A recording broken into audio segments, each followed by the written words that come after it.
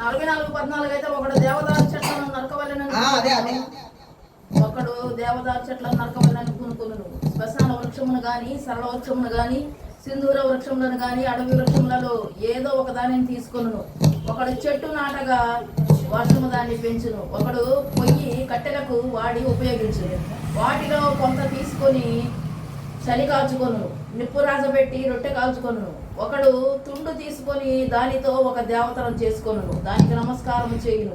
దానితో ఒక విగ్రహం చేసి దానికి సాగిలపడును. అగ్ని సగము కాల్చి ఉన్నాడు. కొదువ సగముతో మాంసమును వండి భక్షించి ఉన్నాడు. తిని తృప్తి పొందగా చలి కాల్చుకొనొచ్చు. ఆహా, చలి కాల్చుకుంటే నేను చెప్పగా ఉన్నది అని అనుకొనుచున్నాడు. చలి కాల్చుకుంటుని అని వెచ్చగా ఉన్నది అని అనుకొనుచున్నాడు. దానిలో మిగిలిన భాగముతో తనకు దేవతగా ఉన్న విగ్రహమును చేయించుకొనును. దాని ఎదుట సాగిలపడుచు నమస్కారము చేయించు, నీవే నా దేవుడవు, నన్ను రక్షింపమని ప్రార్థించును. వారు వివేచింపరు, గ్రహింపరు. చూడకుండానట్లు వారి కన్నులు కప్పబడెను, గ్రహింపకున్నట్లు వారి హృదయంలో మోయబడెను. ఎవడను ఆలోచన చేయడు. నేను అగ్నిలో సగము కాల్చితిని, నిప్పుల మీద వేసి రొట్టె కాల్చితిని, దానితో ఆ మాంసం వండుకొని భోజనం చేసేదని, మిగిలిన దాన్ని తీసుకొని దానితో ఏమైనా దానిని చేయుదునా, చెట్టు మొదకు సాష్టాంగ పడుతున్నా అని ఎవడనూ ఆలోచింపడు. యోచించుటకు ఎవరికి తెలివి లేదు, వివేచన లేదు. వాడు బూడిద తెలుస్తున్నాడు. వాని మనస్సు మోసపోయినదై తప్పుదారిన వాడిని తీసుకొని పోతున్నది. వాడు తన ఆత్మను రక్షించుకున్న జాలడని కుడి చేతిలో 20 అవలది. ఈ వాక్యం వచ్చిన ఎందుకు పూజ చేస్తున్నా అంటే, మేము విగ్రహారాధన పూజ చేసాము. ఎప్పుడు విషయం అంటే నేను 40 సంవత్సరాల క్రితం సాక్ష్యం చెప్పాలనుకుంటున్నాను. అయితే మా కుటుంబంలో అందరూ విగ్రహారాధన చేసేవాళ్ళే. అమ్మవాళ్ళు కానీ, ఇప్పుడు మా అత్తగారు కానీ, ఒకనొకప్పుడు చర్చి అంటే కోపం అన్నమాట. మా అత్తగారు కానీ, మా వాడు కానీ. అయితే మా ఇంట్లో కూడా మా అమ్మ వాళ్ళ ఇంట్లో కూడా ఒకప్పుడు చల్లగా హవం చేసుకుని ముందు నాటి దానికి పసుపు పూసి బొట్లు పెట్టారు. అదే నా దేవుడు అనుకుంటారు సహజంగా. అట్లాగే మా అమ్మ వాళ్ళ ఇంట్లో పోతురాజు స్తంభం అని ఉంది. అది మనం పొగిలే కట్టెలకు ఉపయోగించుకుంటాం. అట్లాగే పక్కన అది పోతురాజు స్తంభం అని అట్లా చేయించుకొని పాతి ఇప్పుడు మా అమ్మ వాళ్ళ ఇంట్లో ఇప్పుడు కూడా అది ఉంది. ఇప్పుడు కూడా తీస్తే ఏదో అయ్యిందని అట్లా అట్లా పూజలు చేశారు. బొమ్మలు చేసేవాడు మా వాడు. నేను చేశాను ఒకప్పుడు బొమ్మలు. నేను తెలియని కాలంలో బొమ్మలు చేసి నువ్వే నా దేవుడు అని ప్రార్థన చేసి అట్లా దండం పెట్టుకొని పూజలు అవి చేసేవాడు అనమాట. అయితే దేవుడు తెలుసుకుంటాం ఏంటంటే, 40 సంవత్సరాల క్రితం అనమాట. మా అబ్బాయి చిన్నప్పుడు నేను మా అబ్బాయికి సైతాను వల్ల చాలా మోషన్స్ అయినాయి. చాలా రోజులు వాంతులు, సెలవులు పెట్టారు. ఎన్నాళ్ళు 10 రోజులు హాస్పిటల్లో తిరగమైంది.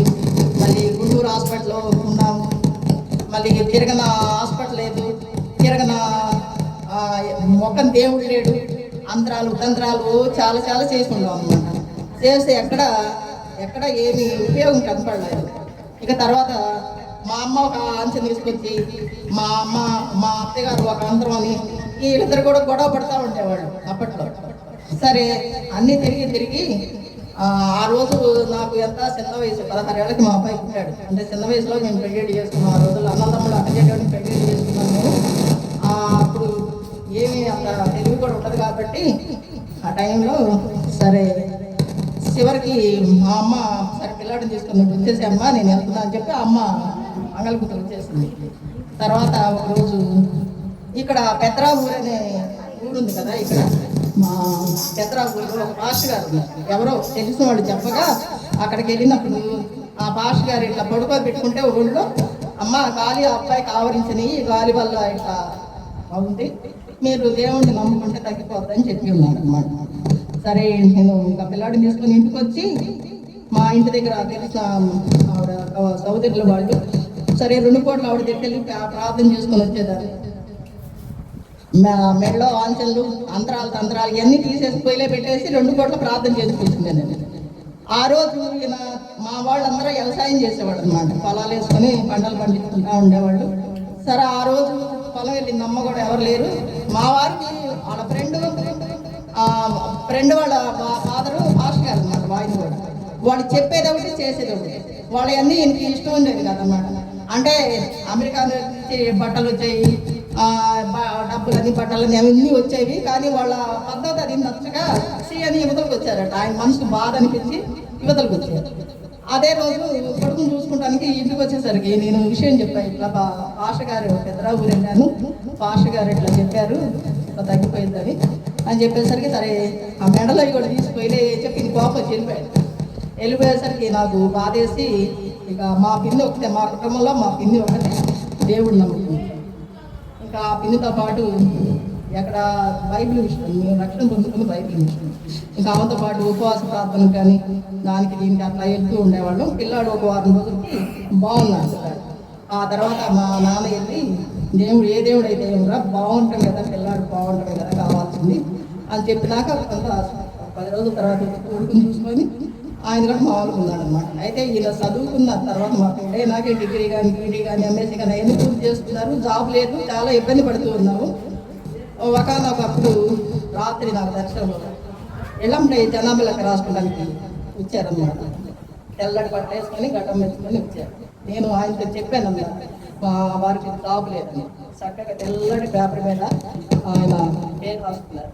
అట్లాగే మా అన్నయ్యకి కూడా జాబ్ లేదు, ఇప్పుడు కూడా లేదు. అయినా ఆయనకి మా అన్నయ్యకి రాలేదు, మా వారికి జాబ్ వచ్చింది.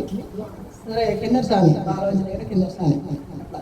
సరే ఆ తర్వాత మా అబ్బాయి తగ్గిన కొన్ని రోజులకి మళ్ళీ సైతాన్ అనేది నాకు పెట్టిందన్నమాట బాధ. ఏంటంటే కంటికి దుర్మోసాలని అంటారు, కంట్లో కన్ని రప్పలకి పేర్నట్టుగా ఉంటుంది అన్నమాట. అది తెలియక హాస్పిటల్కి వెళ్ళి చూపించుకున్నాం. మళ్ళీ నాటు వైపు అమరావతి దగ్గర లేమల్లనే గ్రామం ఉంది, అక్కడ నాటు వైపు వాళ్ళు ఆకురాయి పెట్టి బాగా ఇట్లా రెప్ప చేసి సాయంకాలం పూట అది రుద్ది సాయంత్రం పట్టేస్తారు అన్నమాట. ఆ కంటి చుట్టూ పట్టేస్తారు. తెల్లారి కళ్ళు కుసిరి కట్టిపోయి బాగా అసహ్యంగా ఉంటుంది. నా మొహం తాగుతుంది కళ్ళు చూస్తే. అట్లా అక్కడ వైద్యం అయిపోయింది.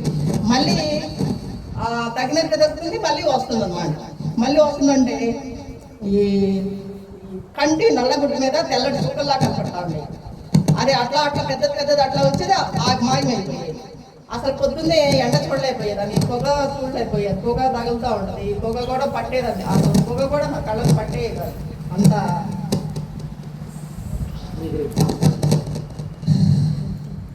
అట్లా మళ్ళీ హాస్పిటల్కి వైద్యం, మళ్ళీ ఆ దుండిపాలెంలో యాపలతో కాల్చారు రెప్పర్ మీద, అట్లా చేస్తే తగ్గిపోద్దంట. మళ్ళీ అలా తగ్గిపోయి తగ్గలేదు. మళ్ళీ దోశతో రెప్పలు ఎరగేసి 2 రెప్పలు ఎరగేసి ఇట్లా రుద్దారు. ఒక ఖర్చు మొత్తం తడిసిపోయింది. ఆ రెప్పలు ఎరగేసి అట్లా రుద్దిన తర్వాత అట్లా తగ్గిపోద్దంట. మళ్ళీ తగ్గలేదు, మళ్ళీ వస్తుంది, మళ్ళీ హాస్పిటల్. ఇంకా ఎప్పుడు మెలకు వస్తే అప్పుడు ప్రార్థన చేసుకునేదాన్ని. ఇప్పుడంటే కొంచెం బతకం ఏర్పడింది అప్పుడు ఆ రోజుల్లో. ఇంకా ప్రభువా కనలేని కనులేలయ్యా, వినలేని మనసు ఏదైనా పాట పాడుకుంటా ఎక్కువ వాక్యం చదువుకుంటా. నా దగ్గర ఒక సైతాన్ని ఎదిరించిన స్తోత్రం, సైతాన్ని ఎదిరించిన స్తోత్రం అనే పుస్తకం ఉంది. ఎప్పుడు ఇక అది చదువుకుంటా ఉండేదాన్ని. పిల్లాడప్పుడు కానీ నా అప్పుడు కానీ అట్లా చదువుకుంటే ప్రార్థన చేసుకుంటూ అట్లా ఉండేదాన్ని. తర్వాత మళ్ళీ చివరికి నేను పెద్దరావు ఊరే వెళ్ళాల్సి వచ్చింది. అక్కడికి వెళ్తే మా అమ్మమ్మ ఎప్పుడో వయసులో ఉన్నప్పుడు చచ్చిపోయిందండి. నాకు అమ్మమ్మ వరుస అయింది. ఆమె కళ్ళల్లో కనపడుతుందండి. మా కళ్ళల్లో నేను ఉన్నాను, కళ్ళు బాగుంది, కళ్ళల్లో నేను ఉన్నానని చెప్తుంది. ఇక ఇలాగే ఇక 24 గంటలు ఎక్కువసేపు మెలుగుకుంటే సైతాన్ని ఎదిరించి స్తోత్రాలు చదువుకుంటాం, ఈ ప్రార్థన చేసుకుంటాం. అట్లా కొన్ని రోజులకి నా కళ్ళు కూడా తగ్గిపోయింది పూర్తిగా. సరే తర్వాత మా అక్క మా బావ వీళ్ళిద్దరూ చనిపోయారు. బాధ్యతలు మాకు పడినాయి. తర్వాత ఇంకా మేము ఏ ఊరు వాళ్ళు ఆ ఊరికి వెళ్ళాలని చెప్పంటే మేము ఆ ఊరు ఇట్లా వచ్చేసాము పెట్టుకొని. ఈ 2006లో ఈయన కిడ్నీ ప్రాబ్లం అయి నేను చనిపోయారు. సరే ఇంకో విషయం ఏంటంటే నాకు ఇల్లు లేదు ఆ రోజుల్లో. ఉన్న ఇల్లు అమ్మేశారు. ఇల్లు అమ్మేసేసరికి మా పిన్ని పక్కనే, మా బాబాయ్ ఇంటి పక్కనే ఇల్లు. ఎప్పుడన్నా సెలవులకు వచ్చినప్పుడు కనీసం ఉండటానికి ఇల్లు ఉంటే చాలు అనుకొని మా పిన్ని ఇల్లు అమ్ముతాను అంది.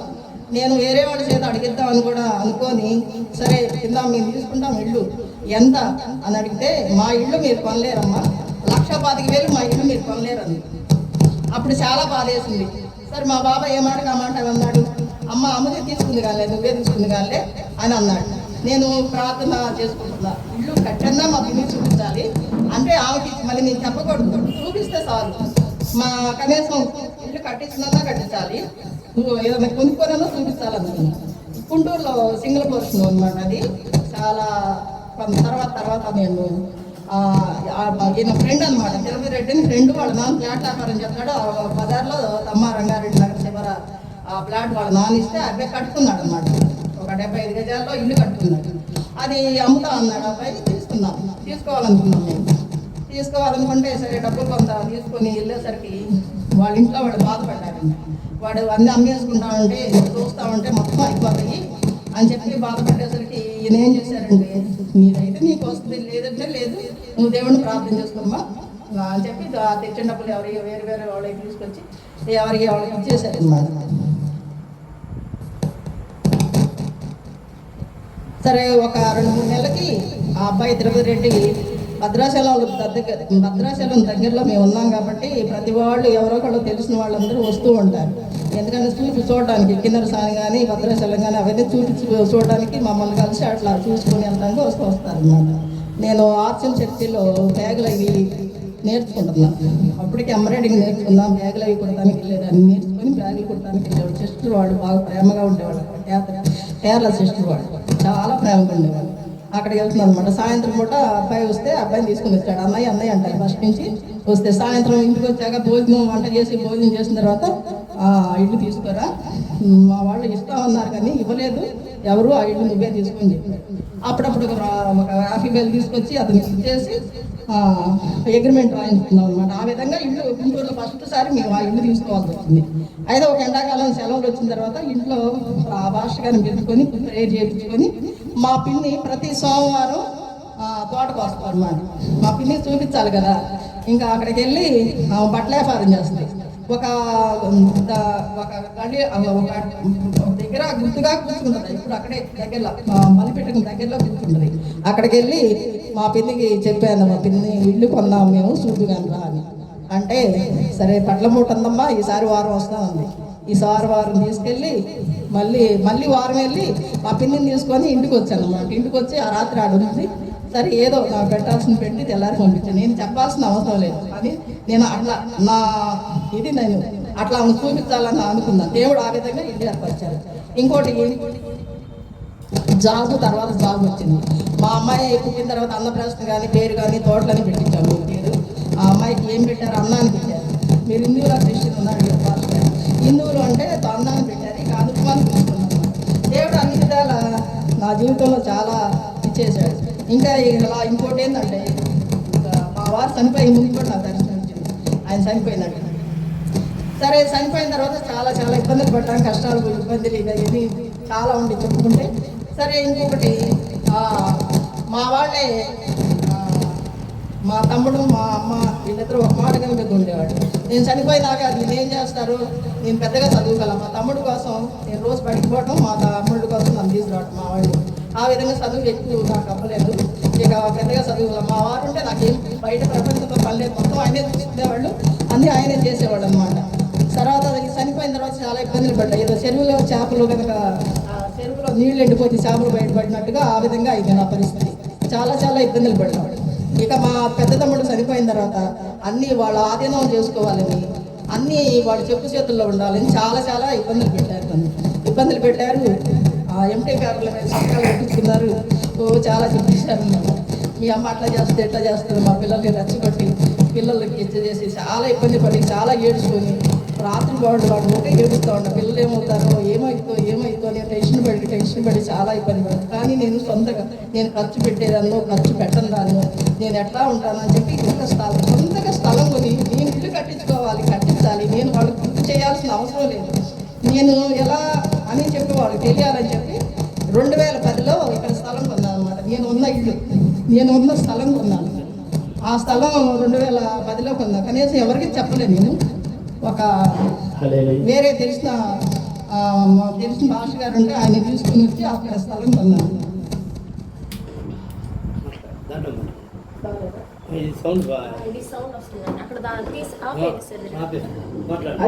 ఆ స్థలం కొనటం జరిగింది. 2010లో స్థలం కొనడం జరిగింది. ఆ తర్వాత ఒక సంవత్సరం తర్వాత అమ్మకి చెప్పాను. అమ్మాయి చెప్పి ఇక్కడ కొన్నానని చెప్పి ఏంటి ఇక్కడ కొన్నావు అట్లా ఇట్లా అంటది ఏమనుకుంటే పక్కన బొమ్మ చేసుకుంటే తెలిసిన వాళ్ళు ఉన్నారు. అంటే మన అంటూ చూసుకునేది రాసుకునేది ఏమి ఉండదు కానీ కనీసం మన వాళ్ళు అంటూ ఉన్నారు.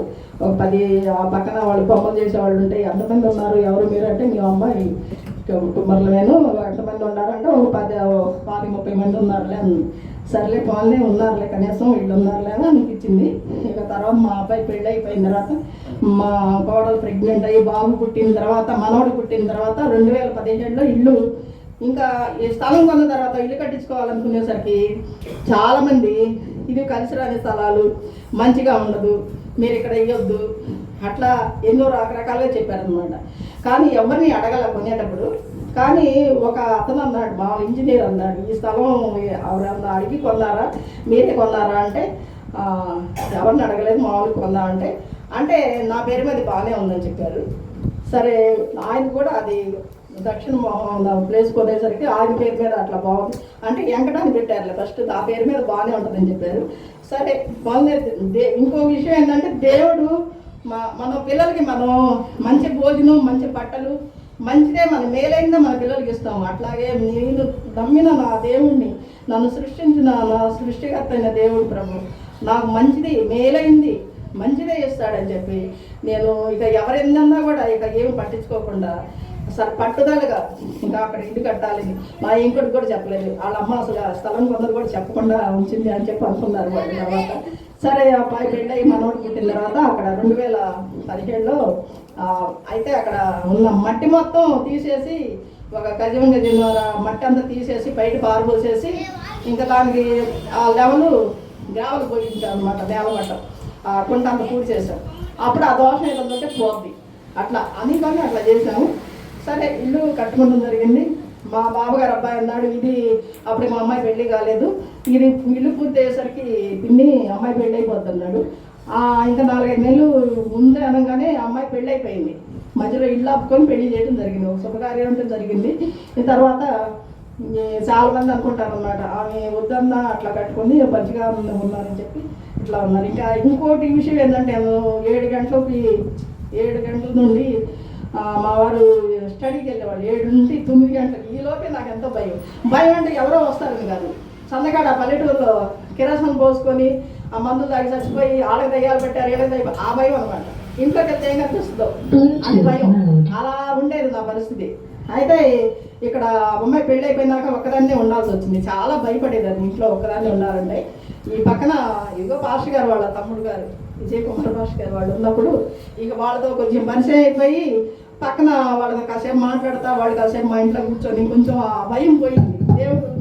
దేవుడిని అడిగేదాన్ని తప్ప నేను ఒకదాన్ని ఉన్నాను ధైర్యం భయ్యా నాకు ఒకదాన్ని ఉన్నప్పుడు నాకు భయం అలాంటి భయం లేకుండా మరి మంచిగా నేను ఉంటాను ప్రభు ఎలాంటి ఇబ్బంది లేకుండా నాకు దయచేయి ప్రభు మీ జ్ఞానం నాకు ఇవ్వండి మీ ధైర్యాన్ని నాకు ఇవ్వండి ప్రభు ఇప్పటి వరకు నన్ను కాపాడారు. నా భర్త చనిపోయినా కూడా ప్రభు ఎన్నో విధాలుగా నన్ను నాకున్న ఇబ్బందులు తొలగించారు. ఎన్నెన్నో చాలా చాలా దేవుడు నా జీవితంలో కార్యాలు చేశారు. అయితే నా భర్తనైతే నేను కోల్పోయాను తప్ప కానీ నా జీవితంలో అన్నీ కాదు ఎన్నెన్నో కార్యాలు చేసి పెట్టారు దేవుడు. అట్లా అంత గొప్ప తండ్రి అనమాట. అయితే ఆ తర్వాత నుంచి ఇప్పుడు ఒకదానే కదా నేను ఉండగలుగుతున్నాను. ఎలాంటి ఇబ్బంది భయం అది పోయింది. దేవుడు అంత ధైర్యాన్ని ఇచ్చి నన్ను ఒకదానిగా ప్రశాంతంగా ఉండే కృప నాకు దేవుడు ఇచ్చినందుకు దేవునికి వందనాలు స్తోత్రాలు. నా మాటలు ఏమైనా తప్పుడుంటే క్షమించాలి.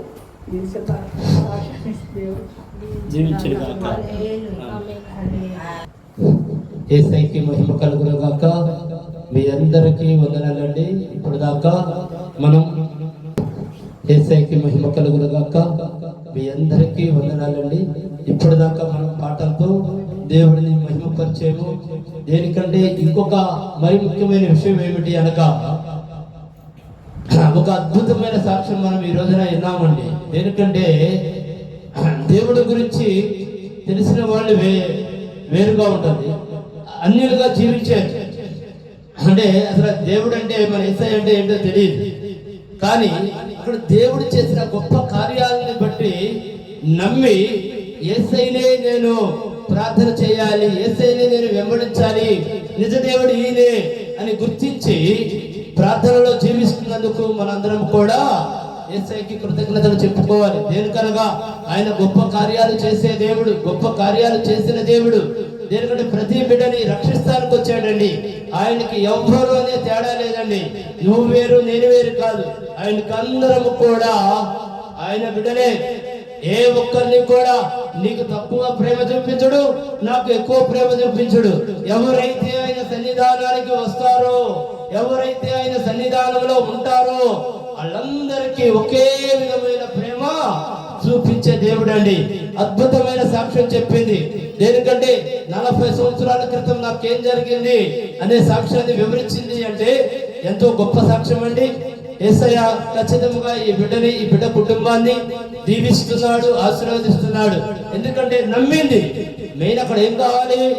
నమ్మకం. యేసయ్య పట్ల ఉన్న పరిపూర్ణ విశ్వాసం అండి. అద్భుతమైన సాక్ష్యం చెప్పింది. దయచేసి మనందరం కూడా అమ్మకి వందనాలు చెప్తాము. యేసయ్యకి మహిమ కలుగును గాక. యేసయ్య